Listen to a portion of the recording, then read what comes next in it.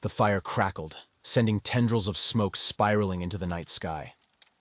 The new rangers sat around the campfire, their faces illuminated by the flickering flames, eyes wide with a mixture of anticipation and fear. The night air was cool, filled with the rustling of leaves and the distant calls of nocturnal creatures. I leaned forward, my voice low and steady as I began to speak. "Tonight, I need to tell you about Rule 9, I said, the gravity of my words hanging in the air. If you hear the sound of a woman singing a lullaby deep within the woods, cover your ears and flee the area immediately. Her melody is a curse that will trap your soul in the forest forever." It was a still, moonlit night, I began, my mind drifting back to that unforgettable evening. I was on patrol, making my way through the dense underbrush of whispering pines. The moon hung high in the sky, casting a silvery glow over the forest, creating long, eerie shadows. I paused, letting the memory wash over me. The forest had been unusually quiet that night, the kind of silence that makes you feel like the world is holding its breath. As I walked, my flashlight cutting through the darkness, I heard it, a faint, melodic sound drifting through the trees. It started as a whisper, I continued, my voice barely above a murmur. A soft, soothing melody that seemed to float on the air. At first, I thought it might be the wind. But as I listened, I realized it was a woman singing a lullaby. I was curious, of course, I said, recalling my initial reaction. Who would be singing a lullaby in the middle of the forest at this hour? I thought it might be someone in trouble, maybe a lost camper or hiker. So, I decided to investigate. As I made my way toward the source of the melody, the forest seemed to change around me. The rustling of leaves grew quieter, the distant calls of animals faded away, leaving only the haunting song. The deeper I ventured, the more enchanting the melody became, each note weaving a spell that beckoned me closer. The singing was beautiful, almost hypnotic, I explained, my voice tinged with the memory of that enchanting sound. It wrapped around me, making it hard to think of anything else. I felt drawn to it, like a moth to a flame. As I moved deeper into the forest, the air grew colder, and a sense of unease settled over me, I continued. The song seemed to seep into my bones, filling my mind with a strange, compelling desire to find the source. I felt an overwhelming urge to follow it, to uncover the mystery of the singing woman. I paused, taking a deep breath as I remembered the moment when everything changed. That's when I remembered the warnings, I said, my voice growing firmer. The elder rangers had told me about the lullaby, about the curse that comes with it. I realized then that I was in grave danger. The song was not a call for help, but a trap. I knew I had to get out of there, I said, my voice trembling slightly. But the melody was so powerful, so alluring. It took every ounce of willpower I had to tear myself away. I covered my ears with my hands, trying to block out the sound. And I ran. I could feel the chill in the air, the memory of that desperate flight still fresh in my mind. The forest seemed to close in around me, I continued. The trees loomed tall and dark, their branches reaching out like skeletal hands. The melody chased me, growing fainter but never quite disappearing. I stumbled and fell more than once, but I kept running, driven by a primal fear. Finally, I reached the edge of the forest, the safety of the ranger station in sight. I burst through the door, breathless and shaking, the haunting melody still echoing in my ears. That night, I learned the true meaning of Rule 9, I said, looking each of the rangers in the eye. The lullaby is a curse, a deadly enchantment that will trap your soul in the forest forever. If you ever hear it, you must cover your ears and flee. Do not hesitate. Your life and your soul depend on it. As the firelight flickered and the shadows danced, I knew they had grasped the gravity of my words.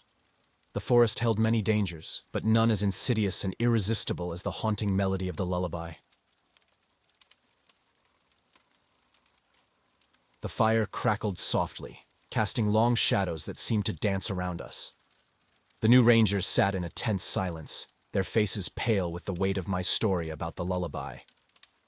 I knew they needed to understand just how real and dangerous the threat was, so I began another tale, one that would drive the lesson home. There was a camper named Sarah, I began, my voice steady and somber. She came to Whispering Pines a few years ago, eager to immerse herself in nature. Sarah was a seasoned camper, full of enthusiasm and confidence, but she had no idea what awaited her in these woods. Sarah set up her camp deep in the forest, far from the usual trails.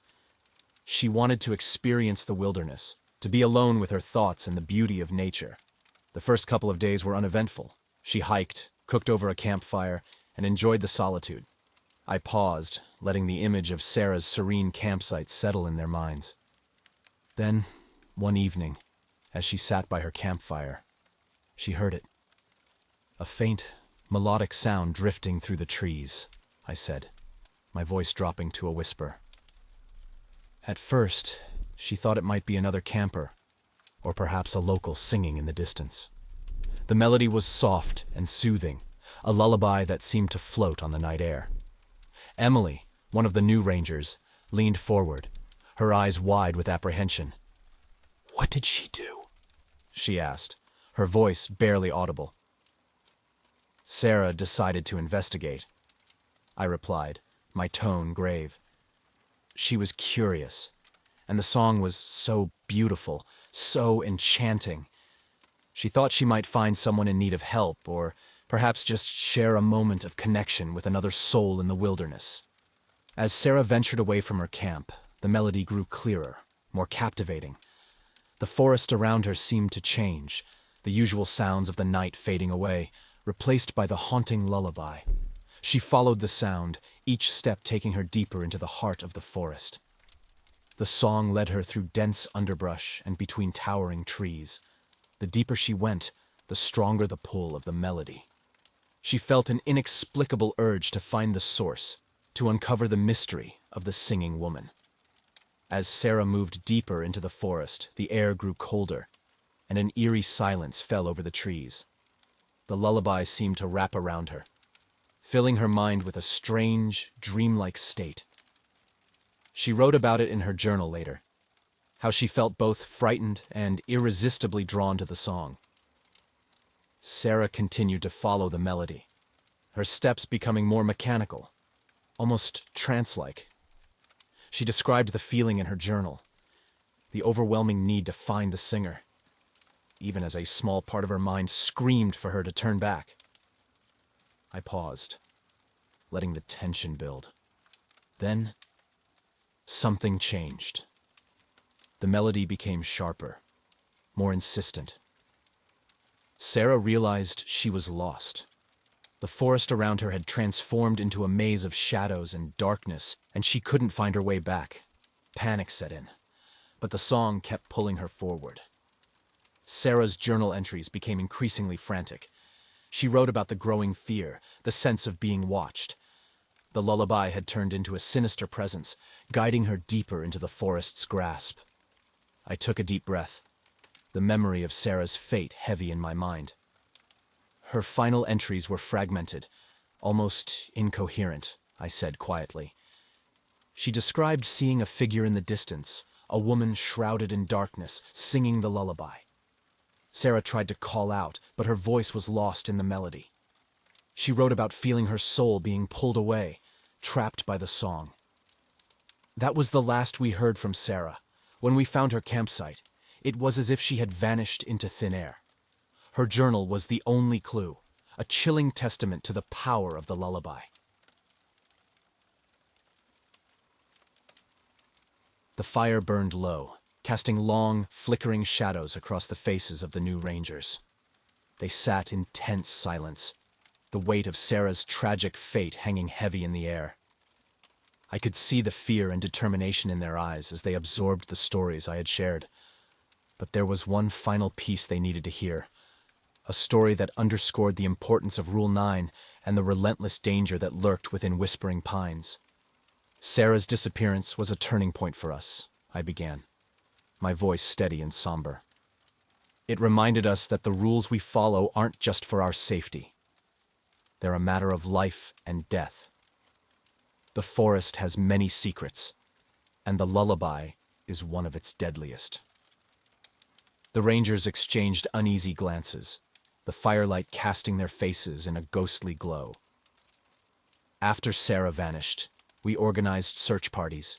We combed the forest, hoping against hope to find her. But Whispering Pines is vast and treacherous, and it has a way of hiding its secrets well.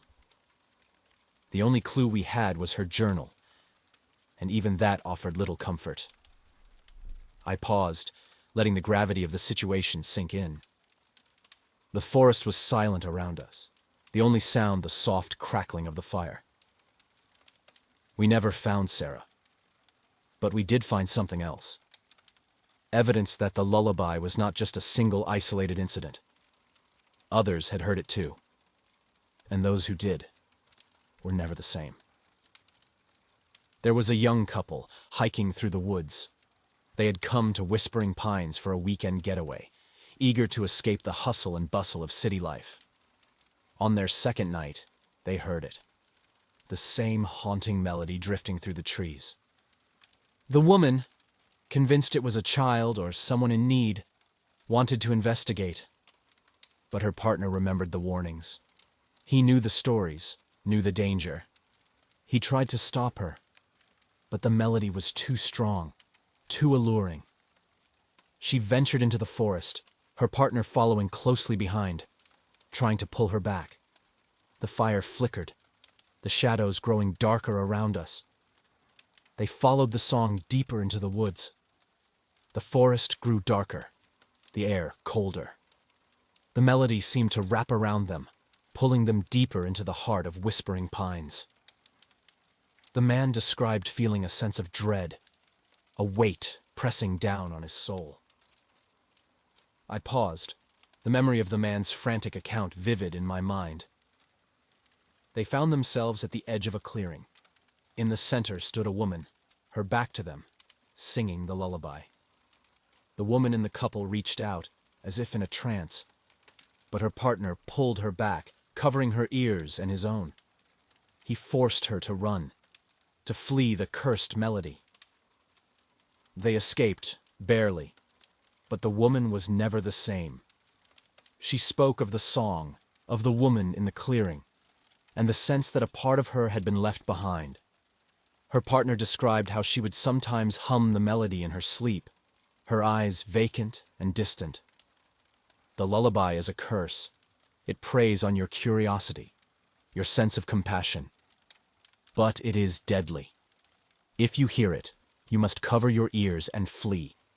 Do not hesitate. Do not look back. The forest is unforgiving, and it will claim your soul if you let it. Remember the stories I've told you. They are not just warnings. They are the experiences of those who came before you. Respect the rules, and you might just survive the horrors of Whispering Pines. The firelight flickered, casting eerie shadows that danced around us.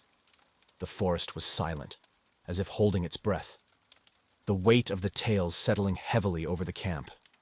As the fire burned down to embers, a distant, haunting melody seemed to drift through the trees, barely audible but unmistakable. The rangers stiffened, their eyes wide with fear. I stood up, my heart pounding in my chest. "Cover your ears," I whispered urgently, "and let's get out of here." We hurriedly extinguished the fire, the eerie melody growing faint but ever present, a chilling reminder of the curse that lingered in the heart of Whispering Pines. As we made our way back to the ranger station, the melody faded into the night, leaving an unsettling silence in its wake. The forest watched, waiting, its dark secrets hidden deep within its ancient shadows. And somewhere in the depths of Whispering Pines, the lullaby continued, a haunting promise that the forest's dangers were never far away.